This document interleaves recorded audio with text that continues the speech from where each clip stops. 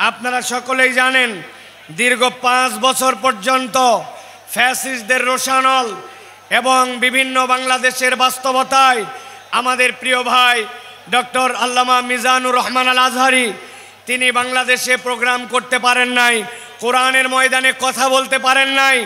আজকে এই ময়দানের মাধ্যম দিয়ে ভাই আবার আমাদের সামনে কোরআনের তাফসীর পেশ করবেন। তবে আমরা আশা করব আজকের যে পথ চলা নতুনভাবে শুরু হলো, আগামীর বাংলাদেশ, ইসলামের বাংলাদেশ, আগামীর বাংলাদেশ, সাম্যের বাংলাদেশ, আগামীর বাংলাদেশ, ইনসাফের বাংলাদেশ, আগামীর বাংলাদেশ, আলেম ওলামার বাংলাদেশ। এই বাংলাদেশ যতদিন পর্যন্ত ইনসাফের বাংলাদেশ না হয়, আমাদের ভাই ইনশাআল্লাহ অব্যাহতভাবে তার দায়িত্ব এবং বক্তব্য প্রদান করবেন ইনশাআল্লাহ।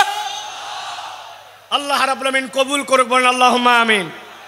পেকুয়ার ময়দানে আজকে যত তাকবীর দিয়েছেন, এই তাকবীরটা সবচেয়ে বলিষ্ঠ কণ্ঠে আল্লাহর জন্য দিতে হবে। রাজি আছেন? যারা আছেন তারা হাত শক্ত করে তোলেন, শক্ত করে তোলেন। সোজা হয়েছে? এবার হাতটা বুক বরাবর না, নেই বরাবর, বুক বরাবর নিছেন সবাই। এবার আমি লিল্লাহে তাকবীর বললে হাত দুটো উপর দিকে ছুঁড়ে দিয়ে আল্লাহু আকবার বলতে হবে। পারবেন সবাই? পারবেন সবাই? রেডি সবাই? এরপরে আর কোনো কথা হবে? হবে? দেখে একটা তাকবীর দেন, লিল্লাহে তাকবীর, লিল্লাহে তাকবীর। আল কোরআনের আলো, আল হাদিসের আলো, তোমার নেতা আমার নেতা, তোমার নেতা আমার নেতা। শোনেন, আপনাদের কাছে আমি বলি, ক্যামেরাম্যান সহ আমাদের অডিয়েন্সদের জন্য, আপনারা গতকালকে আমাদের ভাইয়ের স্ট্যাটাসটা কি আপনারা দেখেছেন? উনি বলেছেন এইটি ইনশাআল্লাহ ওয়ার্ম আপ। ওয়ার্ম আপ মানে কি? গা গরম করার খেলা, গা গরম করার ম্যাচ। ভাই এটা রূপক অর্থে বুঝিয়েছেন। আপনাদের বিহেভিয়ার, আপনাদের আচরণ, আপনাদের পরিবেশ, এইগুলা দেখে নেক্সটের প্রোগ্রামের জন্য আপনাদের কি করণীয় এবং আপনাদেরকে অ্যালাউ করা হবে কি হবে না, এই সিদ্ধান্ত আসবে। সুতরাং আমরা এমন কিছু না করি যেটা আমাদের মাহফিলের সৌন্দর্য নষ্ট করে। আমরা সকলে সেই দিকে সচেতনভাবে খেয়াল রাখি। আমরা সকলে মিলে যদি একটা চমৎকার পরিবেশ উপহার দেই, তাহলে ইনশাআল্লাহ আমরা এটা প্রমাণ করতে পারবো যে কোরআনের ময়দানের জন্য, তাফসীরের ময়দানের জন্য বাংলার মাঠ প্রস্তুত আছে ইনশাআল্লাহ। প্রত্যেকটা জেলা, বিভাগ, বিভিন্ন জায়গায় আমরা প্রোগ্রাম করতে পারি, ঠিক কি না? এই জন্য আমাদের সহযোগিতা দরকার। আল্লাহ আমাদের সকলকে এই সহযোগিতার মন মানসিকতা নিয়ে কোরআনের পক্ষে কাজ করার মতো তৌফিক দান করেন, বলেন আল্লাহুম্মা আমিন। প্রিয় ভাইয়েরা, জুমা পূর্ব এই সংক্ষিপ্ত অধিবেশনে আমি আপনাদের কাছে মূল্যবান একটি বিষয় থেকে সংক্ষিপ্ত কিছু কথা বলবো। প্রিয় ভাইয়েরা, সময় অত্যন্ত সংক্ষিপ্ত, কিন্তু বিষয়টা অত্যন্ত গভীর। আজকে আমরা এই সংক্ষিপ্ত সময়ে যে বিষয়টিতে কথা বলতে চাই, সেটি হচ্ছে মানুষ এই দুনিয়ার জীবন যখন শেষ করবে, দুনিয়ার জীবন শেষ করে মানুষ আবার আল্লাহ রাব্বুল আলামিনের সামনে যাবে। যখন মানুষ আল্লাহ রাব্বুল আলামিনের সামনে যাবে এবং আল্লাহর কাছে তার আমলনামা নিয়ে উত্থিত হবে, দুনিয়ায় যেরকম ঘরে পর্দায় সকল মানুষ একসাথে থাকে, ওই দিন আল্লাহ রাব্বুল আলামিনের সামনে সব মানুষ একভাবে উঠবে না। হাসরের ময়দানে মানুষদেরকে আল্লাহ রাব্বুল আলামিন হিসাবের বেলায় 4 দলে বিভক্ত করবেন। হাসরের দিনে হিসাবের বেলায় মানুষ কয় দলে বিভক্ত হবে? সকলে কথা বলেন নাই, সকলকে একসাথে বলতে হবে। হাসরের দিনে বিচারের বেলায় মানুষ কয় ভাগে বিভক্ত হবে? সকলে হাতগুলা নিচে নামান। আমি যখন জিজ্ঞাসা করব, সব কথা বন্ধ, সব কথা বন্ধ করে আপনাকে এখন আলোচনার কথায় উত্তর দিতে হবে। হাসরের দিনে বিচারের বেলায় মানুষজন কয় দলে বিভক্ত হবে? 4 দলে। গভীর মনোযোগে শোনেন, আমরা সংক্ষিপ্ত সময়ে 4 দলের পরিচয় এবং কোন দল আল্লাহর কাছে সফল হিসেবে বিবেচিত হবে সেই দলে যেন আমাদের নাম অন্তর্ভুক্ত হয়, সেই কথা কয়টি শুনেই আমরা ইনশাআল্লাহ আমাদের কথা শেষ করব। আল্লাহ যেন আমাদেরকে আমলের নিয়তে কথাগুলি শোনার তৌফিক দান করেন, বলেন আল্লাহুম্মা আমিন। আল্লাহ রাব্বুল আলামিন কোরআনুল কারীমের সূরা মুমিনুনের মধ্যে আল্লাহ রাব্বুল আলামিন কিয়ামত পর্যন্ত আগত মানুষদের জন্য বলছেন, দুনিয়ার মানুষ ভালো করে খেয়াল করো। আল্লাহ বলছেন, আফা হাসিবতুম আন্নামা খলাকনাকুম আবাসা, তোমরা কি মনে করো নাকি তোমাদেরকে দুনিয়াতে অযথায় বিনা কারণে কোন রকম আল্লাহ রাব্বুল আমিনের উদ্দেশ্যহীন তোমাদেরকে সৃষ্টি করা হয়েছে নাকি? আল্লাহ বলছে, না, দুনিয়ার মানুষ তোমাদেরকে বিনা কারণে উদ্দেশ্যহীনভাবে সৃষ্টি করা যেমন হয় নাই, সেরকম এইটাও তোমরা ভাবো নাকি?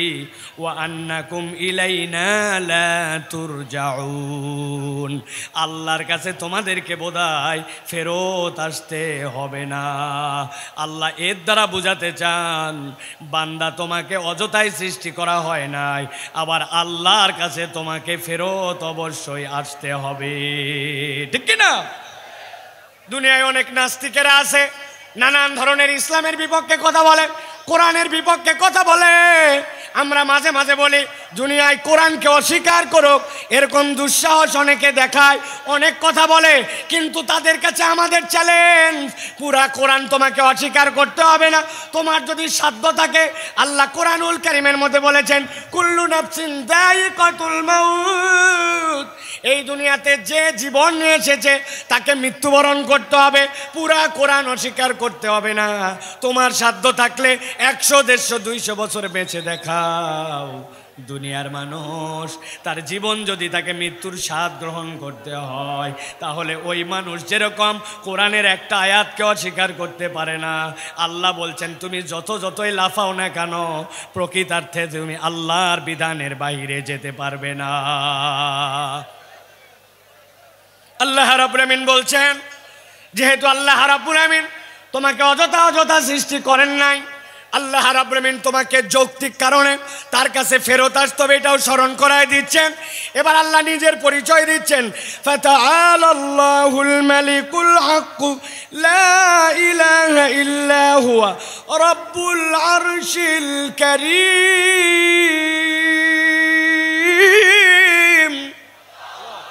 আল্লাহ রাব্বুল আমিন বলছেন, তিনি সেই মহান রব যিনি আরশের অধিপতি, যার থেকে বড় মর্যাদার আর কেউ নাই। আল্লাহ নিজে বলছেন সেই আরশের অধিপতি। তোমাদেরকে বুঝাতে চান তোমাদেরকে অযথায় সৃষ্টি করা হয় নাই, আর আল্লাহর কাছে তোমাকে ফেরত আসতে হবে। এই জন্য আল্লাহ বলছেন, ওয়া মাইয়াদউ মাআল্লাহি ইলাহান আখার, তোমাদের মধ্যে থেকে আল্লাহকে যে ইলাহ ছাড়া, আল্লাহ ছাড়া অন্য কাউকে ডাকো তোমরা, অনেক সময় আল্লাহ ছাড়া অন্যের কাছে সাহায্য চাও, আল্লাহ ছাড়া কেউ ভালো মন্দ করতে পারে এরকম বিশ্বাস করো। আল্লাহ বলছেন, লা বুরহানা লাহু বি, আল্লাহ বলছেন এটার কোনো প্রমাণ নাই। আল্লাহর পুরা সৃষ্টি জগৎ সাক্ষ্য দেয় আল্লাহ ছাড়া আসলে কোনো রব নাই, প্রকৃতার্থে কোনো মাবুদ নাই। আল্লাহ বলছেন, ফা ইন্নামা হিসাবুহু ইনদা রাব্বিহি, জেনে রাখো আল্লাহর কাছে তোমাকে হিসাব দিতে হবে। ইন্নাহু লা ইউফলিহুল কাফিরুন, আল্লাহ বলছেন, রব্বুল আমিন তোমাদেরকে বলছেন, আল্লাহকে যে অস্বীকার করে, আল্লাহকে যে মানে না, আল্লাহ গ্যারেন্টার হচ্ছেন সে কখনো সফল হতে পারবে না। তাহলে আল্লাহ রাব্বুল আলামিন বলছেন কাফের মুশরিকরা কখনো সফল হতে পারবে না। আর আল্লাহ বলছেন, আল্লাহ তোমাকে অযথায় সৃষ্টি করেন নাই, আল্লাহর কাছে তোমাকে ফেরত যেতে হবে। এবার জিজ্ঞাসা করব, আমরা কি এই ঈমানটুকু ন্যূনতম বিশ্বাস করি যে আল্লাহর কাছে আমাদেরকে ফেরত যেতে হবে? হাত তুলে আল্লাহকে দেখান, আল্লাহর কাছে আমাদেরকে ফেরত যেতে হবে। কথা বলেন, 2 হাত তোলেন, শক্ত করে 2 হাত তোলেন। যারা যারা বিশ্বাস করি আল্লাহ আমাদেরকে অযথায় সৃষ্টি করেন নাই, আল্লাহর কাছে ফেরত যেতে হবে, হাত তুলে আল্লাহকে দেখান। থামেন, এই বসো, হাত সোজা করেন, হাত নামাবেন না। কোনো কথা বলবেন না, একটা কথা হবে না। আপনারা বসেন, বসেন, কেউ দাঁড়াই থাকবেন না, হাত সোজা করেন। হাত নামাতে বলি নাই, বসতে বলছি। সকলকে আমি 10 সেকেন্ড সময় দিলাম, আপনাদের যত কথা আছে 10 সেকেন্ড বলেন, কথা বলেন। এই ডানে মামে কথা বলেন, এই সামনে কথা বলেন, 10 সেকেন্ড। কথা শেষ, আপনাদের কথা শেষ। হাত সোজা করেন, শক্ত করে হাত সোজা করেন। এবার আল্লাহর নামে একটা রণহুঙ্কারের তাকবীর দিব। এই তাকবীরের পর আর একটা শব্দ হবে না। রাজি আছেন আপনারা? পেকুয়ার ময়দানে আজকে যত তাকবীর দিয়েছেন, এই তাকবীরটা সবচেয়ে বলিষ্ঠ কণ্ঠে আল্লাহর জন্য দিতে হবে। রাজি আছেন? যারা আছেন তারা হাত শক্ত করে তোলেন, শক্ত করে তোলেন। সোজা হয়েছে? এবার হাতটা বুক বরাবর না, নেই বরাবর, বুক বরাবর নিছেন সবাই। এবার আমি লিল্লাহে তাকবীর বললে হাত দুটো উপর দিকে ছুঁড়ে দিয়ে আল্লাহু আকবার বলতে হবে। পারবেন সবাই? পারবেন সবাই? রেডি সবাই? এরপরে আর কোনো কথা হবে? হবে? কাতার নিয়ে বসেন, ডানে যারা আছেন বসেন, জুমার নামাজ হবে এক্ষণে। কাতার নিয়ে বসেন সকলে। সকলে রেডি আছেন? আর কোনো কথা হবে? রেডি তাহলে সকলে। এটা প্রমাণ দিতে হবে। আমি লিল্লাহে তাকবীর বললে আকাশের দিকে হাত ছুঁড়ে দিয়ে আল্লাহু আকবার বলবেন। পারবেন ইনশাআল্লাহ? দেখে একটা তাকবীর দেন। লিল্লাহে তাকবীর, লিল্লাহে তাকবীর। আল কোরআনের আলো, আল হাদিসের আলো, তোমার নেতা আমার নেতা, তোমার নেতা আমার নেতা। আলেম ওলামা যেখানে, আলেম ওলামা যেখানে, আল্লাহর আইন যেখানে। হাসরের ময়দানে মানুষ মূলত আল্লাহর কাছে 4 ভাবে তার আমল নামা নিয়ে উত্থিত হবে। কয় ভাবে? 4 ভাবে। 1 নম্বর, আল্লাহ বলছেন একদল লোক বিনা হিসাবে জান্নাতে যাবে, সুবহানাল্লাহ বলে। আরেক দল লোক হিসাব হবে, কিন্তু হিসাবটা আল্লাহ সহজ করে দিবেন, জান্নাতে যাবে। আরেক দল লোক হিসাব হবে, কিন্তু হিসাবটা এমন কঠিন হবে ওই ব্যক্তিরা আল্লাহ রাব্বুল আলামিনের কাছ থেকে নিষ্কৃতি পাবে না। এই 4 দলের মধ্যে সবচেয়ে সহজ দল হবে তারা, যেই মানুষগুলা আল্লাহ রাব্বুল আলামিনের কাছে গুনাহ থাকবে, অপরাধ থাকবে, কিন্তু আল্লাহ রাব্বুল আলামিন তাদেরকে ক্ষমা করে দিয়া বিনা হিসাবে জান্নাতে পাঠাবেন। আমরা বিনা হিসাবে জান্নাতে হতে চাই কিনা?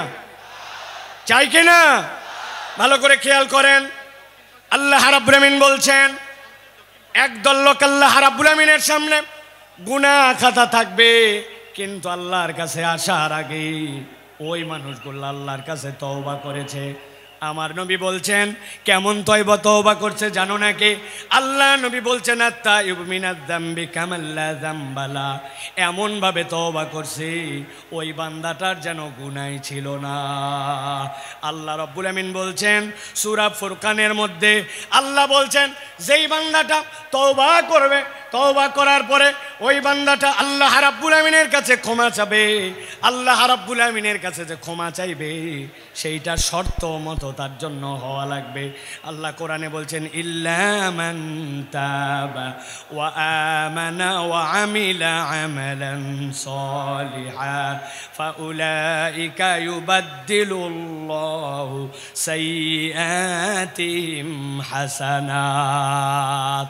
আমার আল্লাহ রাব্বুল আমিন বলছেন তাদের মধ্যে থেকে যারা তওবা করে, আর তওবা করার পরে ঈমানের সাথে তওবা করেছে, তওবা করে বসে থাকে নাই, ওয়া আমিলা আমালান সলিহা, এরপরে বান্দা নেক কাজ করেছে, আর বান্দা ঈমানের সাথে যখন নেক কাজ করে আল্লাহ বলছেন রব তার তওবাকে এমন পছন্দ করেন। আল্লাহ বলছেন ফাউলাইকা ইউবাদদিলুল্লাহু সাইয়্যাতিহিম হাসানাত। আল্লাহ তাদের যাবতীয় গুনাহ খাতা যা ছিল সবগুলাকে নেক দিয়ে পরিবর্তন করায় দিবেন। ওয়া কানাল্লাহু গফুরুর রহিমা।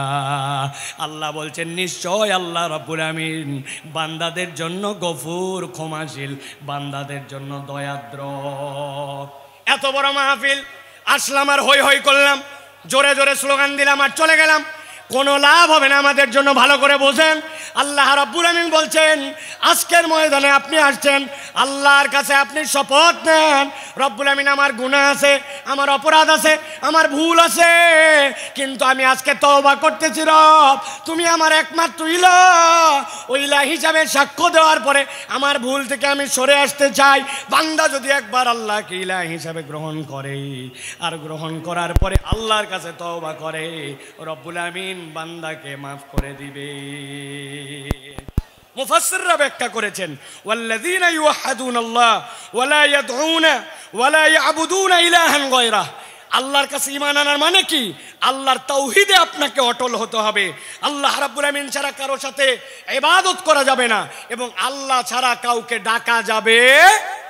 বান্দা যদি এইটা করে, আল্লাহ বলছেন বান্দা তোমার গুনাহ যত হোক আমি রব্বুল আমিন তোমাকে প্রকৃত তওবাকারী হিসাবে কবুল করে নিয়ে আমি তোমাকে মাফ করে দিব।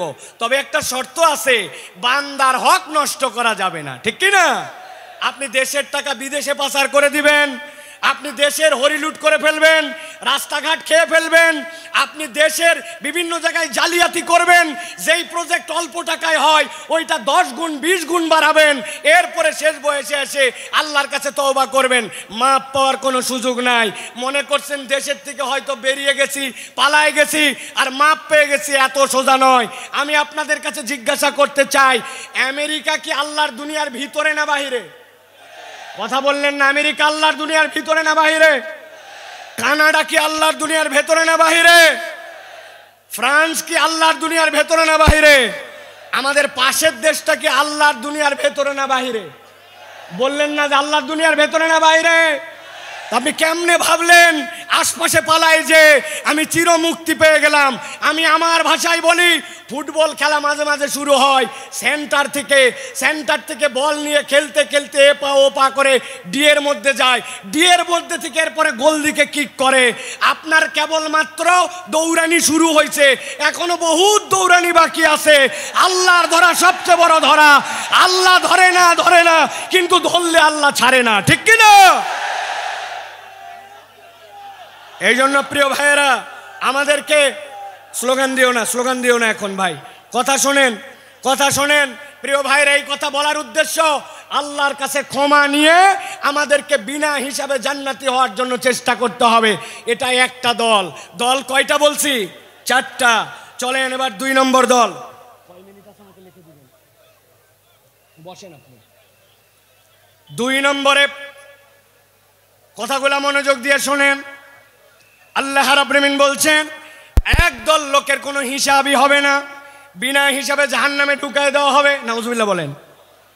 আল্লাহ কোরআনে বলছেন সূরা বাকারা 217 নম্বর আয়াতের মধ্যে, ওয়া মাইয়ারতাদিদ মিনকুম আন দীনিহি ফায়ামুত ওয়া হুয়া কাফির ফাউলাইকা হাবিতাত আ'মালুহুম ফিদ দুনিয়া ওয়াল আখিরা ওয়া উলাইকা আসহাবুন নারি হুম ফিহা খালিদুন। আল্লাহ বলছেন একদল লোক অতি পণ্ডিত হয়ে যায়, আল্লাহর দিনের উপরেই ছিল, কিন্তু এমন বুঝ আনছে, বুঝ এনে মুরতাদ হয়ে গেছে, আল্লাহর দিন থেকে সরে গেছে। সে অনেক সময় বুঝে মুরতাদ হয়, অনেক সময় না বুঝেও মুরতাদ হয়। আমাদের দেশে না বোঝা একদল মুরতাদ আছে, এদের ঈমান বোঝানো আমাদের জন্য জরুরি। ছোট্ট করে বোঝানোর জন্য বলি, আমাদের দেশে এরকম মুসলমান আছে কিনা নামাজের ইসলাম পছন্দ করে, ও রোজার ইসলাম পছন্দ করে, জাকাতের ইসলাম পছন্দ করে, কিন্তু যেই না বলা হয় চোরের বিচার আল্লাহর আইন দিয়ে করা হোক, দেশটা আল্লাহর আইন দিয়ে চলুক, খেলাফত অনুযায়ী দেশটা পরিচালিত হোক, সেই না ওই নামাজি হাজী সাহেব পর্যন্ত রাজি থাকে না। এরকম মুসলমান আছে কিনা? উল্টা আমাদেরকে বলে সাইফুল্লাহ ভাইকে তো কোনো দলের লোক মনে করতাম না, কিন্তু উনিও তো দেখি দলের কথা বলে। আল্লাহর দ্বীনের পক্ষে কথা বললে, আল্লাহর আইনের পক্ষে কথা বললে দল খুঁজে নামে পরিচয় দেয়, আসলে এইগুলা মুনাফিক মার্কা মুসলমান। ভালো করে বোঝেন। আল্লাহ বলছেন কেউ যদি আল্লাহর দিন থেকে মুখ ফিরায় নাই, ফায়ামুত ওয়া হুয়া কাফির, এই অবস্থায় যদি মারা যায় তাহলে সে কাফের। আল্লাহ বলছেন আর কেউ যদি কাফের অবস্থায় এরকম করে মুরতাদ হয়ে মরে যায়, ফাহাবিতাত আমালুহুম ফিদ দুনিয়া ওয়াল আখিরা ওয়া উলাইকা আসহাবুন নারি হুম ফিহা খালিদুন। এই মানুষগুলাকে চিরস্থায়ী জাহান্নামে ঢুকানো হবে, এদের কোনো বিচার হবে না, সরাসরি জাহান্নামে যাবে। অতএব যাই করি নাই করি কখনো আল্লাহর দিনের থেকে মুখ ফিরানো যাবে না। আর নিজের পণ্ডিতি খাটায়া আল্লাহর বিধান নিয়ে কোনো বাজে কথা বলা যাবে না, ঠিক কি না? খুব সাবধান প্রিয় ভাইরা। আল্লাহ রাব্বুল আলামিন কুরআনুল কারীমের মধ্যে বিস্তারিত কথা বলেছেন, সংক্ষেপ সময় এই জন্য আপনাদের কাছে বোঝানোর জন্য বলছি। মুরতাদ কিভাবে হয়? ওরা মনে করে নবীর তরিকা ঠিক না, নবীর পদ্ধতি পছন্দ করে না, আল্লাহর বিধান আগে ঠিক মনে করত, কিন্তু এখন মনে করে আল্লাহর বিধান বোধহয় বাংলাদেশের জন্য, আমাদের সমাজের জন্য অচল। এরকম যদি মনে করে, ও যত হাজী সাহেব গাজী সাহেব হোক না কেন, আল্লাহর কাছে সে মুরতাদ হয়ে যাবে বিনা হিসাবে জাহান্নামে। আল্লাহ হেফাজত করুক, বলে আল্লাহুম্মা আমিন। প্রিয় ভাইয়েরা, এবার চলেন আমরা 3 নম্বর দলের মধ্যে যাব। 3 নম্বর দল কি এটা একটু বুঝতে হবে। সেটা হচ্ছে হিসাব হবে, কিন্তু আল্লাহ বলছেন ওই হিসাবের পরে তাকে জান্নাত দেওয়া হবে। তবে হিসাবটা তার জন্য যে হবে, ওই হিসাবটাতে তার আমল নামায় আমলটা পরিমাপে দেখা হবে না, আমলটা ওজনে দেখা হবে। কিসে দেখা হবে? কথা বলেন, আমল কি আমাদের পরিমাপ হবে না ওজন হবে? আমার দিকে তাকান, কি হবে? ওজন হবে। এখন কথা হচ্ছে যে আপনার আমল নামায় সোয়াবও আছে, গুনাহও আছে, কিন্তু আমল নামাতে আমার ওজনটা কেমনে ভারী হবে? আমি আপনাদের কাছে বলতে চাই, একটা মানুষের জীবনে যদি তার আমল নামায় 3টা জিনিস যুক্ত থাকে, তাহলে তার আমল নামা ওজনে ভারী হয়। সুবহানাল্লাহ বলেন।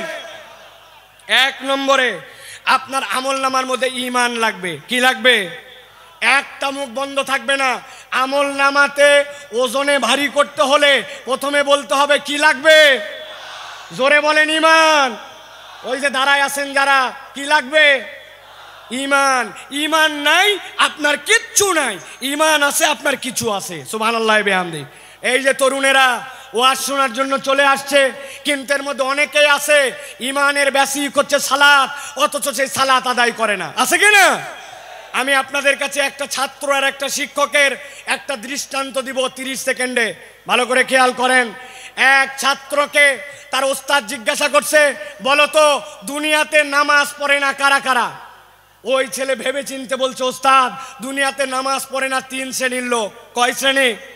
কথা বলেন। 3 শ্রেণী। বলো তো 1 নম্বর কে? বলছে 1 নম্বর যে পাগল অথবা অজ্ঞান। মাশাআল্লাহ। 2 নম্বর কে? বলছে ওস্তাদ 2 নম্বর যে মৃত, সে নামাজ পড়ে না। মরা মানুষ নামাজ পড়ে? উল্টা নামাজ পড়া লাগে। বলছে মাশাআল্লাহ। এবার 3 নম্বর বলো। বলছে 3 নম্বর হচ্ছে যে অমুসলমান। তাহলে নামাজ পড়ে না কয় শ্রেণী? 1 নম্বরে পাগল অথবা অজ্ঞান, বলেন। 2 নম্বরে মৃত, 3 নম্বরে অমুসলমান। এবার পেকুয়ার লক্ষ মানুষকে সামনে নিয়ে জিজ্ঞাসা করতে চাই, যারা এখানে আছেন দাঁড়ায় বসে দূরে কাছে, আমরা কি পাগল অথবা অজ্ঞান? আমরা কি মৃত? আমরা কি অমুসলমান?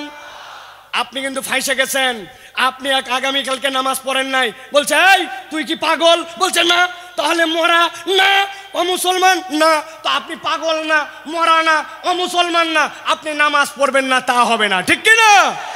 ঈমানের পরে সবচেয়ে গুরুত্বপূর্ণ এইটা হচ্ছে আপনার আমার জন্য সালাত। তাহলে আমলে ওজন বাড়ানোর জন্য কাজ 3টা। 1 নম্বর ঈমান লাগবে। কি লাগবে?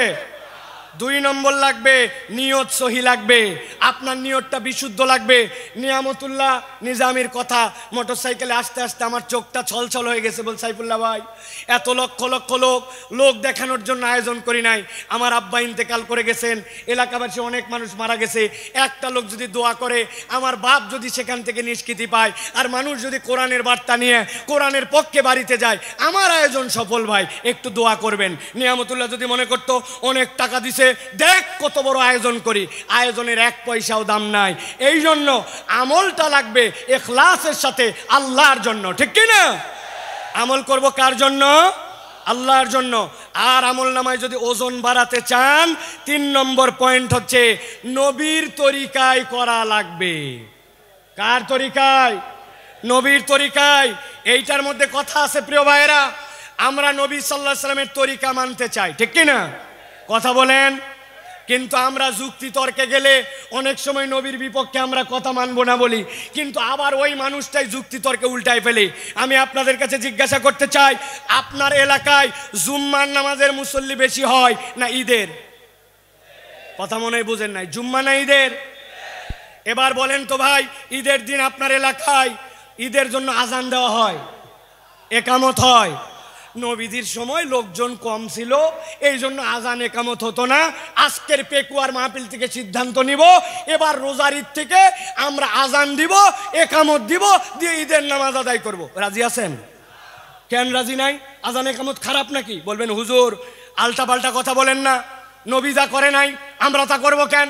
আচ্ছা ঠিক আছে, ওইটা বাদ দিলাম। এবার আজকে একটা আমল আমরা করলে কেমন হয়? নবীজি ছিলেন মাসুম, সাহাবায়ে কেরাম ছিলেন আদুল, তাদের গুনাহ খাতাই ছিল না। আমাদের গুনাহ খাতা কম না বেশি? যাদের বললেন না তারা মনে হয় আল্লাহর ওলি। গুনাহ খাতা কম না বেশি? আজকে আমরা নবীজির সময় জুমার নামাজে 2টা করে সিজদা হতো।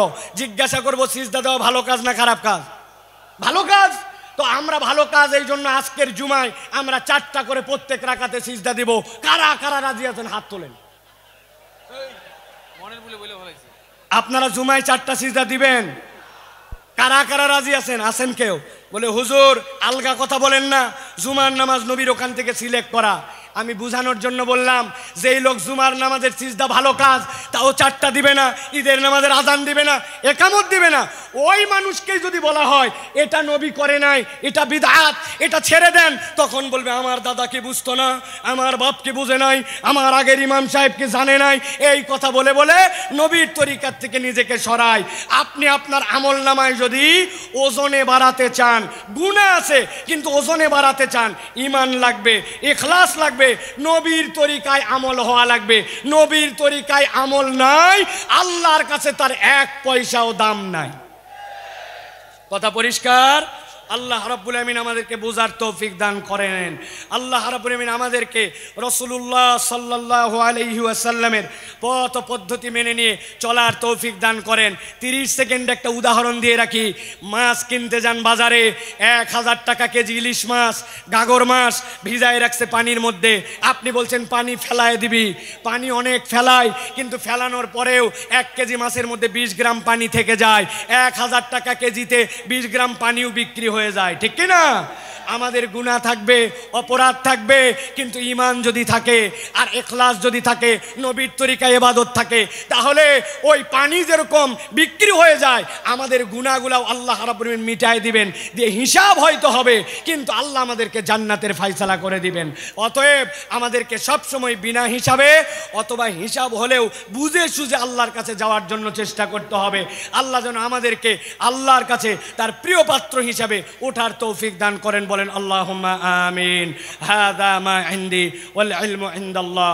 সুবহানাকাল্লাহুম্মা ওয়া বিহামদিকা আশহাদু আল্লা ইলাহা ইল্লা আনতা আস্তাগফিরুকা ওয়া আতুবু ইলাইক। ওয়াসসালামু আলাইকুম ওয়া রাহমাতুল্লাহি ওয়া বারাকাতুহু।